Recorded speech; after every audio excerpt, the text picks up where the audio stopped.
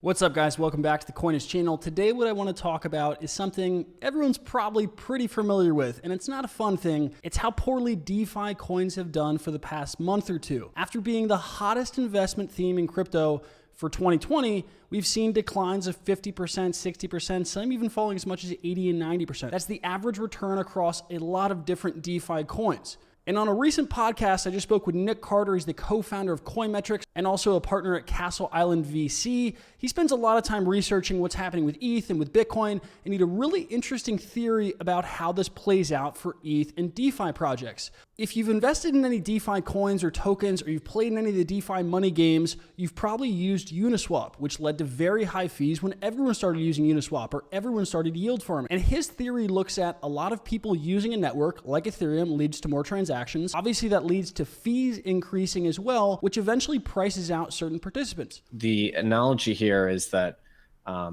you're sitting down at a poker table. You want to sit down when there's a rich amount of liquidity, and in particular, the liquidity is in the hands of like the less sophisticated individuals. That's when you want to be playing the game. The degens. So that you want to sit down at the casino on a Friday night. You don't want to sit at the casino on a Tuesday morning, and play against the grinders. Sure. And then I talk about the rake being equivalent to the fees. If you raise the rake, you're going to be pricing a lot of that. A lot of the aggregate liquidity is controlled by smaller users.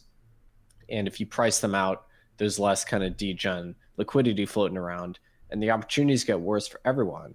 And those semi-pros or pros are maybe less inclined to be active there because they're intuitively making this table selection idea, and they know where they want to be trading. So it becomes way less attractive to be buying coins on Uniswap and buying DeFi coins, and this creates a negative feedback loop of higher transactions leading to higher fees. It prices certain people out, and then the entire game gets harder. I'm going to share a clip from that podcast because I think it's so important, and there's some good news at the end. If you're sitting here and wondering, will the DeFi coins ever start pumping again? When's the next alt season? When is the crypto market going to get its next surge? Stick around. I think you're going to like this clip. It sheds some light on how this market cycle works. If you guys are enjoying these clips, hit subscribe right down below. If you want to listen to the full podcast episode as well, you can also hit the link, listen to it on iTunes and Spotify. This is a cycle that you need to understand. Enjoy the clip, guys. And it's the same thing that's happening on DeFi. As people get priced out, well, a lot of that liquidity and a lot of that flow that was really attractive for the pro to sit down, all of a sudden it's now a pro versus another pro. Yeah, the pros are still there, but they're just, as you say, they're not having as much fun. So no one's having as much fun when liquidity drops, when price drops, the game just simply gets tougher. But there's good news, which is that this is cyclical, in my opinion. And so maybe 6 weeks from now, we've already had about a month worth of drawdown. The fee peak was more recent than that. Transactions have been falling for about a month. As block space becomes less utilized, as enthusiasm dims, eventually it's going to become cheaper to transact. Maybe new use cases are going to be developed that are more attractive with the now cheaper block space. It could well be the case that, 4 weeks time or 6 weeks time, there's a new kind of wave of enthusiasm driven by this now cheap block space, and the cycle begins all over again. Now, there might be a kind of a longer term secular disenchantment with DeFi, which might mean that the cycle's longer.